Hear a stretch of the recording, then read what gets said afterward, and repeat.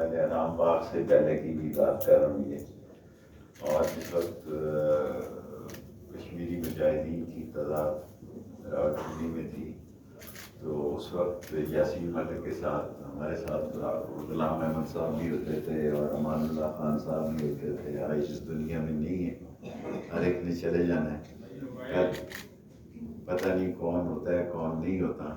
لیکن میں صرف ایک بات عرض کرنا چاہتا ہوں کہ ساری دنیا میں یاسین ملک کی تحریک چلنی چاہیے، صرف پاکستان میں نہیں. جس طرح آج کل دنیا بھر میں کشمیری موجود ہیں، اور دنیا کا کوئی ملک ایسا نہیں ہے جہاں کشمیریوں کی ایک بڑی تعداد جو ہے وہ موجود نہیں ہے. اور ہندوستان جو ہے وہ یاسین ملک کے نام سے بھی کانپتا ہے.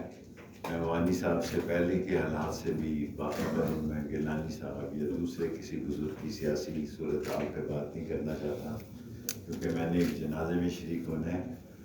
اور میں آپ کو یقین دلاتا ہوں کہ میں ایک ناچیز سا انسان، میرے ذمہ یاسین ملک کی حد تک کشمیر کی آزادی کے لیے، کشمیر کی جدوجہد آزادی کے لیے جس قسم کی بھی آپ ذمہ داری لگائیں گے، میں وہ ادا کرنے کے لیے تیار ہوں.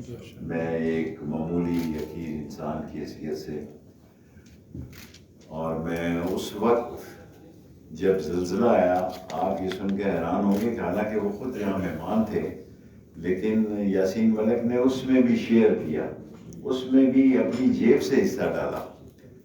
خلوص کی ایک انتہا یہ ہے کہ جب پاکستان کشمیر میں زلزلہ آیا تو یاسین ملک وہ واحد سیاسی شخصیت تھے جنہوں نے اپنی جیب سے اس میں حصہ ڈالا.